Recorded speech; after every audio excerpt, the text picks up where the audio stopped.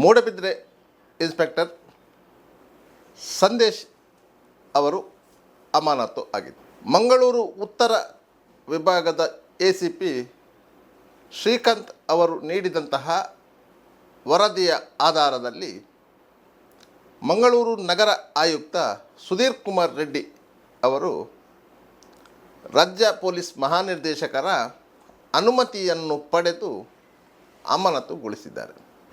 ಅವರ ವಿರುದ್ಧ ಇಲಾಖಾ ವಿಚಾರಣೆ ನಡೆಯಲಿದೆ. ಹಾಗಾದರೆ ಅವರನ್ನು ಅಮಾನತು ಮಾಡಿದ್ದು ಯಾವ ಕಾರಣಕ್ಕೆ ಎನ್ನುವುದಂತೂ ಸ್ಪಷ್ಟವಾಗಬೇಕಿದೆ. ಆದರೆ ಲಭ್ಯವಿರುವ ಮಾಹಿತಿಗಳ ಪ್ರಕಾರ ಇಬ್ಬರು ಮಹಿಳೆಯರು ಮಾಡಿದಂತಹ ಲೈಂಗಿಕ ಕಿರುಕುಳದ ಆರೋಪದ ಹಿನ್ನೆಲೆಯಲ್ಲಿ ಅವರನ್ನು ಅಮಾನತು ಮಾಡಲಾಗಿಲ್ಲ. ಬದಲಾಗಿ ವಿಡಿಯೋದಲ್ಲಿ ಒಂದು ಸಂಬಂಧಿತ ಮಹಿಳೆಯೊಂದಿಗೆ ಇದ್ದಂತಹ ವಿಚಾರ, ಅದರಲ್ಲಿ ಅವರು ಪೊಲೀಸ್ ಸಮವಸ್ತ್ರವನ್ನು ಧರಿಸಿರುವುದು ಮತ್ತು ಮಹಿಳೆಯೊಬ್ಬರೊಂದಿಗೆ ದೂರವಾಣಿಯಲ್ಲಿ ಅಸಭ್ಯವಾಗಿ ಮಾತನಾಡಿರುವುದು ಮೇಲ್ನೋಟಕ್ಕೆ ಕರ್ತವ್ಯ ಲೋಪದ ಕಂಡು ಬರ್ತಾ ಇದೆ. ಈ ಕಾರಣಕ್ಕಾಗಿ ಅವರನ್ನು ಅಮಾನತು ಮಾಡಲಾಗಿದೆ. ಸಂದೇಶ್ ವಿರುದ್ಧ ಲೈಂಗಿಕ ಕಿರುಕುಳದ ದೂರು ನೀಡಿದಂತಹ ಮಹಿಳೆ ಮತ್ತು ಆಕೆಯ ಸಹೋದರಿಗೆ ವಿವಾದ ಇದೆ. ಕಳೆದ 1 ವರ್ಷಗಳಿಂದ ಈ ವಿವಾದ ತಾರಕಕ್ಕೆ ಏರಿತ್ತು. ಸಂದೇಶ್ ಸೇರಿದಂತೆ ಕೆಲವರ ಮೇಲೆ ಸುಮತಿ ನಾಯ್ಕ್ ದೂರು ನೀಡಿದ್ದರು. ಈ ಬಗ್ಗೆ FIR ದಾಖಲಾಗಿತ್ತು. ಆದರೆ ಆ FIR-ಅನ್ನು ಹೈಕೋರ್ಟು ತಡೆಯಾಜ್ಞೆ ನೀಡಿದೆ. ಮತ್ತೆ 2 ಪ್ರಕರಣಗಳಿತ್ತು. ಆ ಪ್ರಕರಣಗಳಿಗೂ ಹೈಕೋರ್ಟು ತಡೆಯಾಜ್ಞೆ ನೀಡಿದೆ. ಇದು ಸುಮತಿ ನಾಯ್ಕ್ ಮತ್ತು ಅವರ ಸಹೋದರಿ ಪ್ರಫುಲ್ಲ ನಾಯ್ಕ್ ಅವರ ಮಧ್ಯೆ ಇದ್ದಂಥ ವಿವಾದ, ಕೌಟುಂಬಿಕ ವಿವಾದ. ಈ ಹಿನ್ನೆಲೆಯಲ್ಲಿ ವಿಚಾರಣೆಗಾಗಿ ಪೊಲೀಸ್ ಠಾಣೆಗೆ ಬಂದಿದ್ದ ಸಂದರ್ಭದಲ್ಲಿ ವಿಚಾರಣೆ ನಡೆಯುವಾಗ ಪ್ರಫುಲ್ಲ ಮತ್ತು ಪ್ರಫುಲ್ಲನ ಗಂಡನ ವಿರುದ್ಧ ಸುಮತಿ ನಾಯ್ಕ್ ಪೊಲೀಸ್ ಠಾಣೆಯಲ್ಲಿ ತೋರಿದಂಥ ದುರ್ವರ್ತನೆ, ಇದೆಲ್ಲ ಹಿನ್ನೆಲೆಯಲ್ಲಿ ಕೇಸುಗಳು ದಾಖಲಾಗಿದ್ದವು. ಈ ಹಿನ್ನೆಲೆಯಲ್ಲಿ ಸುಮತಿ ನಾಯ್ಕ್ ಅವರು ಇನ್ಸ್ಪೆಕ್ಟರ್ ಸಂದೇಶ್ ವಿರುದ್ಧ ಆರೋಪ ಮಾಡಿದ್ದಾರೆ. ಈ ಆರೋಪದಲ್ಲಿ ಯಾವುದೇ ಹುರುಳಿಲ್ಲ, ಅವರು ಲಂಚದ ಬೇಡಿಕೆ ಇಟ್ಟಿಲ್ಲ ಎನ್ನುವುದು ಉತ್ತರ ಉಪವಿಭಾಗದ ACP ಶ್ರೀಕಾಂತ್ ನಡೆಸಿರುವಂತಹ ತನಿಖೆಯಲ್ಲಿ ದೃಢಪಟ್ಟಿದೆ. ಸುಮತಿ ನಾಯ್ಕ್ ಆರೋಪಿಸುವಂತೆ ಇನ್ಸ್ಪೆಕ್ಟರ್ ಸಂದೇಶ್ ಅವರು ಲೈಂಗಿಕ ಕಿರುಕುಳ ನೀಡಿದ್ದಾರೆ, ಬರೀ ದೊಡ್ಡ ಮೊತ್ತದ ಲಂಚಕ್ಕೆ ಬೇಡಿಕೆ ಇಟ್ಟಿದ್ದಾರೆ ಎನ್ನುವುದು. ಆದರೆ ಯಾವುದೇ ರೀತಿಯಲ್ಲಿ ಲಂಚದ ಬೇಡಿಕೆ ಇಟ್ಟಿಲ್ಲ ಎನ್ನುವುದು ಆ ಸಂದರ್ಭದಲ್ಲಿ ಪೊಲೀಸ್ ಠಾಣೆಯಲ್ಲಿ ಉಪಸ್ಥಿತರಿದ್ದಂತಹ ಮಾಧ್ಯಮ ಮಿತ್ರರು ಮತ್ತು ವಕೀಲರ ವಿಚಾರಣೆ ವೇಳೆಗೆ ದೃಢಪಟ್ಟಿದೆ. ಆದ್ದರಿಂದ ಸುಮತಿ ನಾಯ್ಕ್ ಮಾಡಿರುವಂತಹ ಆರೋಪ ಸಾಬೀತು ಆಗಿಲ್ಲ. ಮತ್ತೊಬ್ಬ ಮಹಿಳೆ ಒಂದು ಆರೋಪ ಮಾಡಿದ್ದಾರೆ, ಅದು ಸಹ ಲೈಂಗಿಕ ಕಿರುಕುಳದ ಆರೋಪ. ಅವರ ಗಂಡನನ್ನು ಪೊಲೀಸ್ ಠಾಣೆಯಿಂದ ಬಿಡಲು ಮತ್ತು ಪ್ರಕರಣವನ್ನು ಮುಗಿಸಲು ಹಣ ಕೇಳಿದ್ದಾರೆ. ಒಂದು ವೇಳೆ ಹಣ ನೀಡದಿದ್ದಲ್ಲಿ ಐಬಿಗೆ ಬಂದು ಮಂಚ ಹಂಚಿಕೊಳ್ಳುವಂತೆ ಕೋರಿದ್ದಾರೆ. ಇದು ಆ ಮಹಿಳೆಯ ಆರೋಪ. ಆ ಮಹಿಳೆ ಮತ್ತು ಆಕೆಯ ಗಂಡ ಸೇರಿಕೊಂಡು ಒಂದು ವಂಚನೆ ಪ್ರಕರಣದಲ್ಲಿ ಭಾಗಿಯಾಗಿದ್ದರು. ಆ ಮಹಿಳೆಯ ಕುಟುಂಬ ವಾಸವಿರುವಂತಹ ಪರಿಸರದ ಬಾಲಕನೊಬ್ಬನಿಗೆ ಕಿಡ್ನಿಯಲ್ಲಿ ತೊಂದರೆಯಾಗಿತ್ತು. ಅದರ ಚಿಕಿತ್ಸೆಗೆ ಲಕ್ಷಾಂತರ ರುಗಳ ಅವಶ್ಯಕತೆ ಇತ್ತು. ಆ ಸಂದರ್ಭದಲ್ಲಿ ಆ ಪ್ರದೇಶದ ಚರ್ಚಿನ ಫಾದರ್ ಮತ್ತು ಚರ್ಚಿನ ಪಾಲನಾ ಮಂಡಳಿಯವರು ಸಾಕಷ್ಟು ಸಹಾಯವನ್ನು ಮಾಡಿದ್ದರು. ಆದರೆ ಆ ಸಹಾಯ ಸಾಕಾಗುವುದಿಲ್ಲ ಎನ್ನುವ ನೆಲೆಯಲ್ಲಿ ಸಾರ್ವಜನಿಕರಿಂದ ದೇಣಿಗೆ ಸಂಗ್ರಹಿಸಲು ಒಂದು ಕರಪತ್ರವನ್ನು ಮುದ್ರಿಸಿದ್ದರು. ಅದನ್ನು ಬೇರೆ ಬೇರೆ ಕಡೆಗಳಿಗೆ ಹಂಚಿ ಧನ ಸಹಾಯಕ್ಕೆ ಕೋರಿದ್ದರು. ಈ ಸಂದರ್ಭದಲ್ಲಿ ಆ ಮಹಿಳೆಯ ಪತಿ ಆ ಕರಪತ್ರದಲ್ಲಿದ್ದ bank account number, mobile number, QR code scan ಇದನ್ನು ಮರೆಮಾಚಿ ಅಲ್ಲಿ ತನ್ನ ಹೆಸರು, ತನ್ನ ಬ್ಯಾಂಕ್ ಅಕೌಂಟು, ತನ್ನ QR ಕೋಡನ್ನು ಮುದ್ರಿಸಿ ಹಂಚಿದ್ದರು. ಈ ಬಗ್ಗೆ ಮಾಹಿತಿ ತಿಳಿದಂತಹ ಚರ್ಚಿನ ಪಾಲನಾ ಮಂಡಳಿಯವರು ಮತ್ತು ಚರ್ಚಿನ ಧರ್ಮಗುರುಗಳು ಮೂಡಬಿದ್ರೆ ಪೊಲೀಸರಿಗೆ ದೂರು ನೀಡಿದ್ದರು. ಈ ಬಗ್ಗೆ ಮೂಡಬಿದ್ರೆ ಪೊಲೀಸ್ ಠಾಣೆಯಲ್ಲಿ ವಂಚನೆ ಪ್ರಕರಣ ದಾಖಲಾಗಿತ್ತು. ಈ ಪ್ರಕರಣಕ್ಕೆ ಸಂಬಂಧಿಸಿದಂತೆ ಆರೋಪ ಹೊರಿಸಿರುವಂತಹ ಮಹಿಳೆಯ ಗಂಡನನ್ನು ಇನ್ಸ್ಪೆಕ್ಟರ್ ಸಂದೇಶ್ ಅವರು ಕಾರ್ಕಳದಿಂದ ಬಂಧಿಸಿ ಕರೆದುಕೊಂಡು ಬಂದು ನ್ಯಾಯಾಲಯಕ್ಕೆ ಹಾಜರುಪಡಿಸಿದರು. ಅವರು ನ್ಯಾಯಾಂಗ ಬಂಧನದಲ್ಲಿಯೂ ಇದ್ದರು. ತದನಂತರ ಅವರಿಗೆ ಜಾಮೀನು ಆಗಿತ್ತು. ಆದ್ದರಿಂದ ಆ ದ್ವೇಷವನ್ನು ಇಟ್ಟುಕೊಂಡು ಆ ಮಹಿಳೆ ಇನ್ಸ್ಪೆಕ್ಟರ್ ಸಂದೇಶ್ ವಿರುದ್ಧ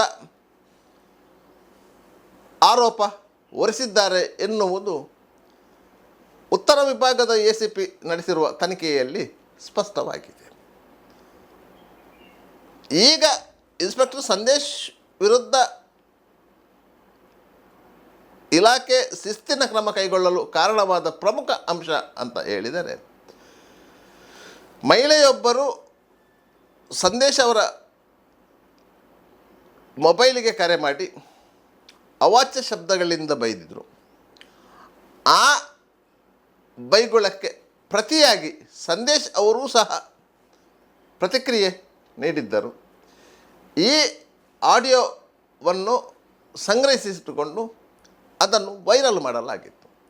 ಒಬ್ಬ ಪೊಲೀಸ್ ಅಧಿಕಾರಿಯಾಗಿ ಜವಾಬ್ದಾರಿಯುತ ಸ್ಥಾನದಲ್ಲಿರುವಾಗ ದೂರವಾಣಿ ಮೂಲಕ, ಅಂದರೆ ಸ್ಪಷ್ಟವಾದ ಮುಖ ಪರಿಚಯವಿಲ್ಲದೆ ಮಾತನಾಡುವ ಸಂದರ್ಭದಲ್ಲಿ ಜಾಗರೂಕರಾಗಿರಬೇಕು. ಇಲಾಖೆಯ ಗೌರವಕ್ಕೆ ಚ್ಯುತಿ ಬರುವಂತಹ ಮಾತುಗಳನ್ನು ಆಡಬಾರದು ಎನ್ನುವ ನಿಯಮಗಳು ಇವೆ. ಆ ನಿಯಮಗಳ ಉಲ್ಲಂಘನೆ ಆಗಿದೆ ಎನ್ನುವ ಕಾರಣಕ್ಕಾಗಿ ACP ಅವರ ವರದಿಯನ್ನು ಆಧರಿಸಿ ಮಂಗಳೂರು ನಗರ ಆಯುಕ್ತ ಸುಧೀರ್ ಕುಮಾರ್ ರೆಡ್ಡಿಯವರು ಇನ್ಸ್ಪೆಕ್ಟರ್ ಸಂದೇಶ್ ಅವರನ್ನು ಅಮಾನತುಗೊಳಿಸಿದ್ದಾರೆ. ಇನ್ಸ್ಪೆಕ್ಟರ್ ಸಂದೇಶ್ ಅವರು ಮನೆಯೊಂದರ ಗೇಟನ್ನು ಹಾರಿ ಹೋಗಿರುವಂಥ ಒಂದು ವಿಡಿಯೋಕ್ಕೂ ಕ್ಲಾರಿಟಿ ಸಿಕ್ಕಿದೆ. ಆ ಮನೆಯ ಮಹಿಳೆಯನ್ನು ವಿಚಾರಿಸಲಾಗಿದೆ. ಆದರೆ ಅವರು ದೂರು ಕೊಡುವ ತೀರ್ಮಾನವನ್ನು ಕೈಗೊಂಡಿಲ್ಲ. ಮೂಡಬಿದ್ರೆ ಪೊಲೀಸ್ ಠಾಣಾ ವ್ಯಾಪ್ತಿಯಲ್ಲಿ ಕಳೆದ 3 ವರ್ಷಗಳಿಂದ ಯಾರೆಲ್ಲ ವಿಚಾರಣೆಗೆ ಒಳಪಟ್ಟಿದ್ದಾರೆ,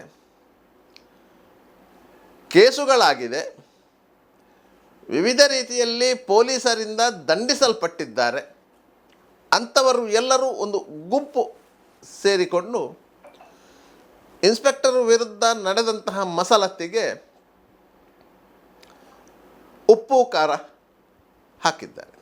ಆದರೆ ಯಾರೂ ಸಹ ಸ್ಪಷ್ಟವಾಗಿ ದೂರು ಕೊಡಲು ಮುಂದೆ ಬಂದಿಲ್ಲ. ಅವರು ಇನ್ಸ್ಪೆಕ್ಟರ್ ಅವರ ಅಮಾನತಿನಿಂದ ಪ್ರೇರಿತಗೊಂಡು ಮಾಹಿತಿ ನೀಡಲು, ದೂರು ನೀಡಲು ಸ್ವತಂತ್ರರಿದ್ದಾರೆ. ಅವರು ದೂರು ನೀಡಿದರೆ ಅದನ್ನೂ ದಾಖಲಿಸಿಕೊಂಡು ತನಿಖೆ ನಡೆಸಲಾಗುವುದು ಅಂತ ಹೇಳಿ ಮಂಗಳೂರು ನಗರ ಆಯುಕ್ತ ಸುಧೀರ್ ಕುಮಾರ್ ರೆಡ್ಡಿ ಅವರು ಸ್ಪಷ್ಟಪಡಿಸಿದ್ದಾರೆ. ಇಡೀ ಈ ಷಡ್ಯಂತ್ರದ ಹಿಂದೆ ಮತ್ತೊಂದು ಕೈ ಇದೆ. ಆ ಕೈ ಹಿಂದೂ ಪರ ಸಂಘಟನೆಯಲ್ಲಿ ಗುರುತಿಸಿಕೊಂಡಿದ್ದಂತಹ ಮಹೇಶ್ ಎನ್ನುವ ವ್ಯಕ್ತಿ ಎನ್ನುವುದಂತೂ ಇದೀಗ ಬಯಲಾಗಿದೆ.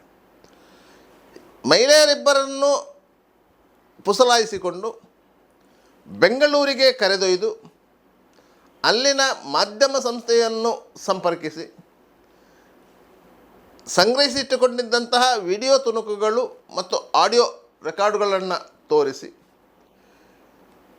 ಇನ್ಸ್ಪೆಕ್ಟರ್ ವಿರುದ್ಧ ಲೈಂಗಿಕ ಕಿರುಕುಳದ ಆರೋಪ ಹೊರಿಸುವಲ್ಲಿ ಯಶಸ್ವಿಯಾಗಿರುವಂಥ ಮಹೇಶ್ ಕೆಲವು ತಿಂಗಳ ಹಿಂದೆ ನಿಡ್ಡೋಡಿಯ ಮನೆಯಲ್ಲಿ ತನ್ನ 3 ಗೆಳೆಯರೊಂದಿಗೆ 2 ಅಪ್ರಾಪ್ತ ಹೆಣ್ಣುಮಕ್ಕಳೊಂದಿಗೆ ಸಿಕ್ಕಿ ಬಿದ್ದಿದ್ದ. ಈ ಸಂಬಂಧ ಮೂಡಬಿದಿರೆ ಪೊಲೀಸ್ ಠಾಣೆಯಲ್ಲಿ ಪೋಸ್ಕೋ ಕಾಯ್ದೆ ಅಡಿಯಲ್ಲಿ ಪ್ರಕರಣ ದಾಖಲಾಗಿತ್ತು. ಆ 2 ಹೆಣ್ಮಕ್ಕಳು ಅಪ್ರಾಪ್ತರು. ಮನೆ ಕೆಲಸಕ್ಕೆ ಎಂದು ಕರೆದುಕೊಂಡು ಬಂದು ಅವರೊಂದಿಗೆ ಅನುಚಿತವಾಗಿ ವರ್ತಿಸಲಾಗಿತ್ತು ಎಂಬಂಥ ಆರೋಪಗಳು ಇತ್ತು. ಅಲ್ಲಿ ವೇಶ್ಯಾವಾಟಿಕೆ ನಡೆಯುತ್ತಿದೆ ಎನ್ನುವಂತಹ ಕಾರಣಕ್ಕೆ ಆ ಮಾಹಿತಿ ಪಡೆದು ಇನ್ಸ್ಪೆಕ್ಟರ್ ಸಂದೇಶ್ ಅವರು ದಾಳಿ ಮಾಡಿದ್ದರು. 4 ಮಂದಿ ಯುವಕರು ಸಿಕ್ಕಿಬಿದ್ದಿದ್ದರು. 2 ಅಪ್ರಾಪ್ತ ಬಾಲಕಿಯರು ಇದ್ದರು. ಈ ಸಂಬಂಧ ಕೇಸು ದಾಖಲಾಗಿತ್ತು. 4 ಮಂದಿಯೂ ಬಂಧಿಸಲ್ಪಟ್ಟಿದ್ದರು. ಅದರಲ್ಲಿ 3 ಮಂದಿಗೆ ಒಂದು 15 ದಿನಗಳಲ್ಲಿ ಪೋಸ್ಕೋ ನ್ಯಾಯಾಲಯ ಜಾಮೀನು ನೀಡಿತ್ತು. ಅದರ ಪ್ರಮುಖ ಆರೋಪಿ ಮಹೇಶನಿಗೆ ಸುಮಾರು 3 ತಿಂಗಳ ನಂತರ, ಅಂದರೆ ಪ್ರಕರಣದ ಚಾರ್ಜ್ ಶೀಟ್ ಸಲ್ಲಿಕೆಯಾದ ನಂತರ ಜಾಮೀನು ಆಗಿತ್ತು. ಇದಕ್ಕೆ ಮುಖ್ಯ ಕಾರಣ ಅಂತ ಹೇಳಿದರೆ ಆ ಬಾಲಕಿಯರ 183 ಸ್ಟೇಟ್ಮೆಂಟ್. ಆ ಹೇಳಿಕೆಯಲ್ಲಿ ಆ ಬಾಲಕಿಯರು ಲೈಂಗಿಕ ಕಿರುಕುಳದ ಆರೋಪವನ್ನು ಮಾನ್ಯ ನ್ಯಾಯಾಧೀಶರ ಎದುರು ನಿರಾಕರಿಸಿದ್ದರು. ಅದಕ್ಕೆ ಸಂಬಂಧಿಸಿದ ಪೂರಕ ಸಾಕ್ಷ್ಯಗಳು ಸಹ ನ್ಯಾಯಾಲಯದಲ್ಲಿ ಸಾಕ್ಷ್ಯ ನುಡಿಯಲಿಲ್ಲ. ಪರಿಣಾಮವಾಗಿ ಆ ಪ್ರಕರಣ ಬಿದ್ದು ಹೋಗಿತ್ತು. ಅದೇ ಆರೋಪಿ ಮಹೇಶನ ವಿರುದ್ಧ ಸಂದೇಶ್ ಅವರು ಬಜ್ಪೆ ಠಾಣೆಯಲ್ಲಿ ಇನ್ಸ್ಪೆಕ್ಟರ್ ಆಗಿದ್ದಾಗ ಕೇಸು ದಾಖಲಿಸಿಕೊಂಡು ಬಂಧಿಸಿದ್ದರು. ಮೂಡಬಿದಿರೆಯ ಸಿಯಾಳ ವ್ಯಾಪಾರಿಯೊಬ್ಬರಿಗೆ ಹಲ್ಲೆ ಮಾಡಿದಂತಹ ಪ್ರಕರಣ ಅದಾಗಿತ್ತು. ಕಟೀಲು ದೇವಸ್ಥಾನದ ಹೊರಾಂಗಣದಲ್ಲಿರುವಂತಹ ಸಿಯಾಳ ವ್ಯಾಪಾರಿಗಳಿಗೆ ಸಿಯಾಳ ಒದಗಿಸುವಂತಹ ವಿವಾದ ಅದಾಗಿತ್ತು. ಕಿನ್ನುಗೊಳ್ಳಿಯ ಸಿಯಾಳ ವ್ಯಾಪಾರಿಯೊಬ್ಬನಿಂದ ಪ್ರೇರಿತವಾಗಿ ಮಹೇಶ್ ಮತ್ತು ಆತನ ಗೆಳೆಯರು ಮೂಡಬಿದಿರೆಯ ಸಿಯಾಳ ವ್ಯಾಪಾರಿಗೆ ಅಡ್ಡಗಟ್ಟಿದ್ದರು, ಹಲ್ಲೆ ಮಾಡಿದರು ಎನ್ನುವಂಥ ಆರೋಪಗಳಿತ್ತು. ಈ ಪ್ರಕರಣದಲ್ಲಿ ಮಹೇಶ್ ಮತ್ತು ಇತರರನ್ನು ಬಜ್ಪೆಯಲ್ಲಿ ಇನ್ಸ್ಪೆಕ್ಟರ್ ಆಗಿದ್ದ ಸಂದೇಶ್ ಅವರು ಬಂಧಿಸಿದ್ದರು. ಆ ಬಗ್ಗೆ ಆ ಸಂದರ್ಭದಲ್ಲಿ ಅಂದಿನ ಸಂಸದ ನಳಿನ್ ಕುಮಾರ್ ಕಟೀಲ್ ನೇತೃತ್ವದಲ್ಲಿ ಸ್ಥಳೀಯ ಶಾಸಕರನ್ನೊಳಗೊಂಡಂಥ BJP ಕಾರ್ಯಕರ್ತರು ಪ್ರತಿಭಟನೆ ನಡೆಸಿದರು. BJP ಸರ್ಕಾರ ಅಸ್ತಿತ್ವದಲ್ಲಿದ್ದ ಕಾರಣದಿಂದಾಗಿ ಸಂದೇಶ್ ಅವರನ್ನು ಅಮಾನತುಗೊಳಿಸಲಾಗಿತ್ತು. ತದನಂತರ ಮೂಡಬಿದ್ರೆಗೆ ವರ್ಗಾವಣೆ ಮಾಡಲಾಗಿತ್ತು. ಅದಾಗಿ 3 ವರ್ಷಗಳು ಕಳೆದಿದೆ. ಆ ಪ್ರಕರಣ ಸದ್ಯ ನ್ಯಾಯಾಲಯದಲ್ಲಿ ವಿಚಾರಣೆಯ ಹಂತದಲ್ಲಿದೆ. ಈ 2 ಪ್ರಕರಣಗಳಿಂದ ಪ್ರೇರಿತವಾಗಿ ಮಹೇಶ್ ಇನ್ಸ್ಪೆಕ್ಟರ್ ಸಂದೇಶ್ ವಿರುದ್ಧ ದೂರು ನೀಡಲು ಸಿದ್ಧರಾಗಿದ್ದ ಇಬ್ಬರು ಮಹಿಳೆಯರನ್ನು ಬಳಸಿಕೊಂಡು ಈ ಷಡ್ಯಂತ್ರವನ್ನು ರೂಪಿಸಿದ್ದಾರೆ ಎನ್ನುವುದಂತೂ ಸದ್ಯಕ್ಕೆ ಸ್ಪಷ್ಟವಾಗಿರುವಂಥ ಮಾಹಿತಿ. ಅಂತೂ ಇಂತೂ ಇನ್ಸ್ಪೆಕ್ಟರ್ ಸಂದೇಶ್ ಅಮಾನತು ಆಗಿದ್ದಾರೆ. ಪೊಲೀಸ್ ಇಲಾಖೆಯಲ್ಲಿ ಅಮಾನತು ಎನ್ನುವುದು ಶಿಕ್ಷೆಯಲ್ಲ, ಆದರೆ ಸಾರ್ವಜನಿಕವಾಗಿ ಮುಜುಗರಕ್ಕೆ ಒಳಗಾಗುವಂಥ ವಿಚಾರ. ಒಂದು 2 ತಿಂಗಳಲ್ಲಿ ಅಮಾನತು ರಿಕಾಲ್ ಆಗುತ್ತೆ, ಮತ್ತು ಅದೇ ಠಾಣೆಗೆ ಇಲ್ಲದೆ ಬೇರೆ ಠಾಣೆಗೆ ಅವರು ಕರ್ತವ್ಯಕ್ಕೆ ಹಾಜರಾಗುತ್ತಾರೆ. ಆದರೆ ಒಬ್ಬ ಪೊಲೀಸ್ ಅಧಿಕಾರಿಯನ್ನು ಮನ್ನಿಸಲು ಯಾವ ರೀತಿಯಲ್ಲಿ ಯೋಜನೆ ರೂಪಿಸಲಾಗುತ್ತದೆ ಎನ್ನುವುದಕ್ಕೆ ಇದು ಒಂದು ಸ್ಪಷ್ಟ ಉದಾಹರಣೆ.